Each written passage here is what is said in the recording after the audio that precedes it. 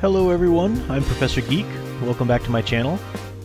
Today I wanted to comment briefly on the incredible amounts of outrage that a lot of the SJW comic community is expressing on Twitter towards Comicsgate, and a lot of other creators and YouTubers have pointed out that it's most likely because of the great successes that Comicsgate has had and the many successful Indiegogo campaigns and whatnot. But I wanted to talk about some of the arguments or lack thereof from a lot of these comic creators who are speaking out against Comicsgate.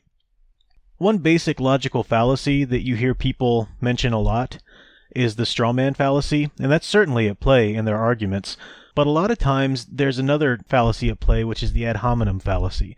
And this gets thrown in or lumped in with the straw man, and I think that's a mistake, because I think understanding both of these logical fallacies points out the feeble weakness of the SJW's arguments against Comicsgate far more thoroughly than just to label them all as straw man. So let me define both of these terms first. The straw man, if you don't know already, is when you take your opponent's argument and you don't represent it very well. You set it up as though it were a straw man that could easily be knocked over. Sometimes people will even call this the scarecrow fallacy. So your basic SJW straw man argument against Comicsgate is that they just want the comics that they grew up with, they just fear change, they just don't want anybody but white people in their comics, and so forth. That's basic straw manning. It has nothing to do with the actual argument and the actual points laid out and fought for by Comicsgate at all. We know that Comicsgate is about a demand for professionalism from the creators, a demand for story, not propaganda. If one's politics are going to make their way into the story, it should do so organically, as it's done many times throughout comics history, not in a contrived plot or character creation or manipulation. But that's the straw man fallacy, representing an argument as though it's not really what it is, it's just something that you can easily dispute. The ad hominem fallacy is easy to kind of lump under the straw man fallacy, but it's really quite different. The straw man fallacy misrepresents your opponent's argument. The ad hominem fallacy attacks the one making the argument instead of the argument. So in the SJWs against Comicsgate debate, we see this most recently in many tweets that talk about, oh, Comicsgaters are just a bunch of racists, they're a bunch of misogynists, they're bullies online, they're violent trolls, and so forth.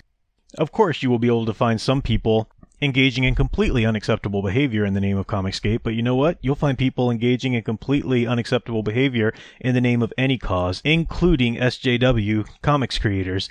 It's called the internet. That's what happens. But this is part of the lure and the trap of the ad hominem fallacy.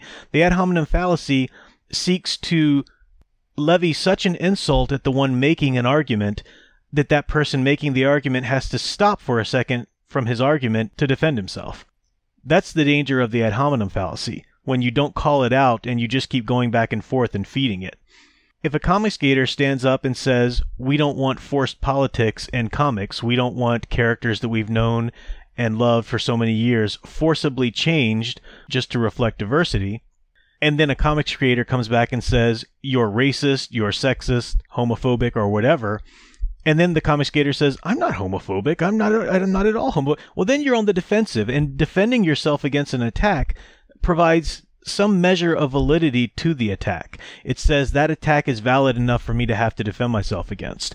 Now, that's not to say that you shouldn't defend yourself against attacks. Many of them can do a great amount of harm to you in your career, in your family, or whatever, depending on the scenario. So sometimes you do have to defend yourself no matter what the situation.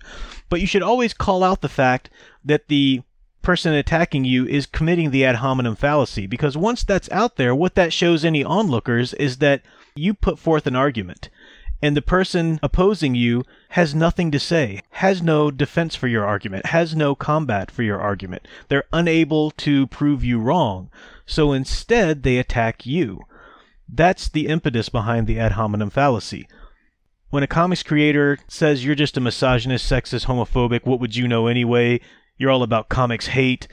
That's because they don't have anything to say to the argument that comic books have not always been politically infused in the way that they are today. That diversity forced into comics to the detriment of story is not the answer. These are valid points, and the average SJW comics don't have anything to say to that. So they fall back on, well, you're just a hate-filled Nazi or whatever. Many of them resort to calling for you to be punched, calling for you to be violently attacked. We've seen that plenty lately. Today we've just seen people sending obscene images to Ethan Van Sciver. It's long been documented how they will call for violence, call for attacks, call for manipulations, call for doxing, calling for the ruin of people that would dare espouse a philosophy that they don't agree with. Which of these sides is the real hate-filled one? Again, I'm not denying that people in the name of Comicsgate will say horrendous things and can act out in horrible trolling and bullying now and then. But these people are usually anonymous accounts and are far from the movers and shakers and quote-unquote leaders. I know there's no leaders of Comicsgate, but we do have the big names and the big influencers in the movement. And you don't see these people engaging in such actions. Even Diversity in Comics has come out now in regret over his initial controversial actions when he first started his YouTube channel. He talks about some of the tweets he used to write.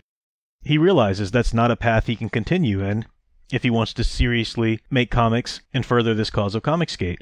So you don't see that kind of behavior behind the movers and shakers, but look at the movers and shakers within the SJW Comics creators. These are big names in the industry. They have lots of fans, lots of followers, they are not anonymous accounts, and they call for the most abhorrent, unacceptable behaviors from their fans. They display them themselves, and it's a testament to Comicsgate that the prevailing reply isn't, "You're just a bunch of hate-filled SJWs." I mean, sure, you'll have people say that. That's out there. It can't be ignored. But the consistent argument of Comicsgate is looking at the actual comics themselves. How many big-time YouTubers in the Comicsgate movement are doing reviews of the actual comics and actually pointing to the specific stories and the problems therein, and aren't just tweeting about Gail Simone is this or Mark Waid is this or whatever? We're providing arguments. And when a side of an issue has no argument, but falls back on personal attacks, falls back on that ad hominem fallacy alone, then it's only a matter of time before the world around sees what's going on and starts to listen more intently to the side that's actually laying down logic. So that's all I have for this video. I just wanted to provide some terminology that I think gets lost in the shuffle sometimes, and comment a little bit on all of the madness that's been going on in social media recently. I'll be back with some more reviews of my own eventually, some more archetype videos. Thanks for liking and subscribing, checking out the Patreon, links in the description and at the end of the video. And until next time, keep enjoying and digging deeper into the hero stories you love. Thanks for watching.